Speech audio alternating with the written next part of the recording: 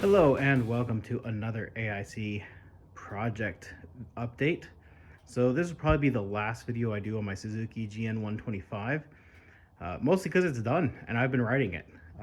I've put about 100-ish miles on it since I finished it up. Today I did a big, for me at least, a big trip on this bike. I rode out to my parents' house and back, about a 60-ish mile round trip. On roads that have a max speed limit of 50 miles an hour. Now, I specifically picked that trip because of the roads that was on and the speed limits, because I knew that there was no way I'd get up to 65 because the top speed of this is 61 miles an hour. And I'm sure that is not with a rider who weighs more than the bike. So I weigh about 250 pounds. The bike, I think its dry weight is 232, 33, something like that. It is not a very heavy bike. I weigh more than it. I was not expecting it to get up to highway speeds. So the last thing I had to do, you can see them here, is I had to replace the handlebars because they were super bent. And I'll show you just by rocking them just how bent they were. So I had ordered a set. They came from the UK, so they took a while to get here, but they're perfectly straight. They're from a newer one, which I think is a bit closer, but I tightened these down and this isn't going anywhere. These stipples aren't quite in the right place, but you have enough bite on either side, we're good to go. So there's the current mileage. I filled up with gas today just to see what my fuel economy was, and after that trip on wide open throttle basically the whole way, I got about 82, almost 83 miles per gallon. So that is pretty fantastic mileage for riding with literally a wide open throttle the whole way.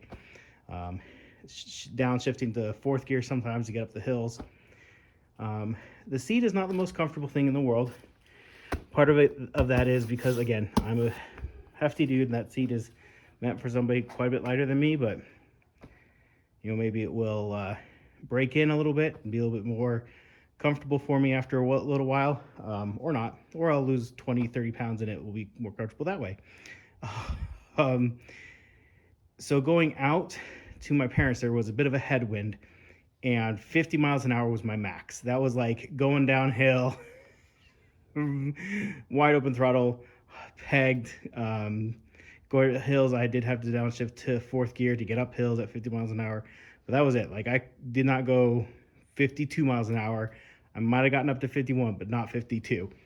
On my way back, the headwinds, or the winds were behind me, and I did actually get up to 60 miles an hour going down some of those hills. And I didn't have to ride quite at wide open throttle on my way back because, again, I wasn't going into the wind. So I would not recommend this bike for any kind of highway cruising, obviously, because you're not going to go 65. It can't. It literally can't. Its top speed is 61 miles an hour from everything I've read online.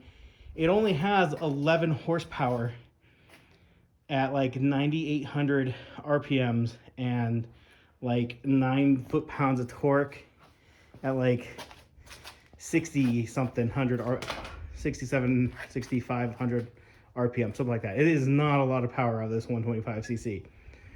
But if you're like me, where I'm just going to be tooling around my own personal town, where speed limits are between 25 and 45 and 15 miles an hour in the school zones, it's perfectly adequate for that. I've been buzzing around here just for fun, and it happily does 45 all day long.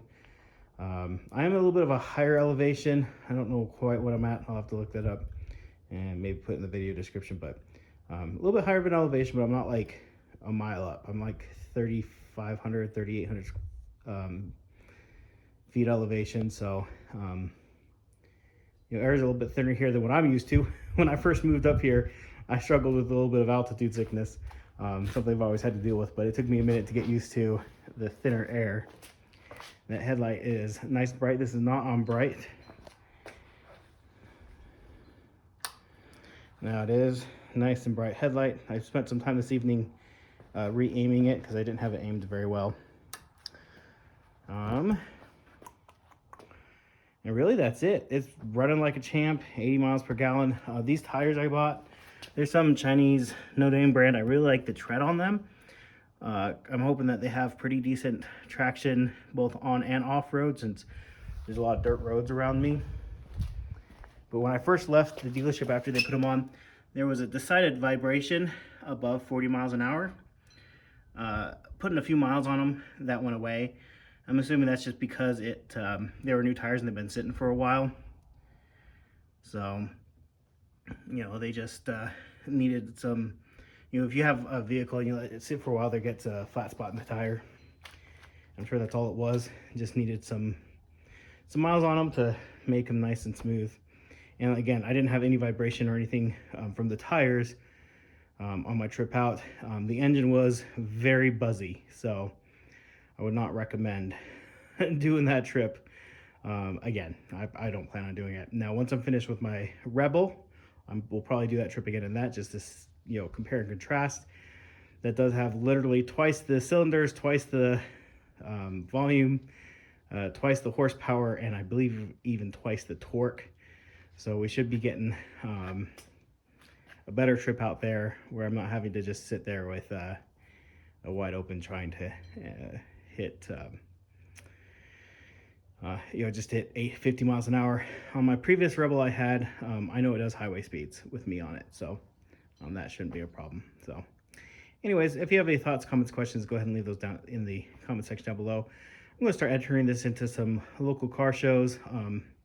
It's such an attractive machine. It really stands out.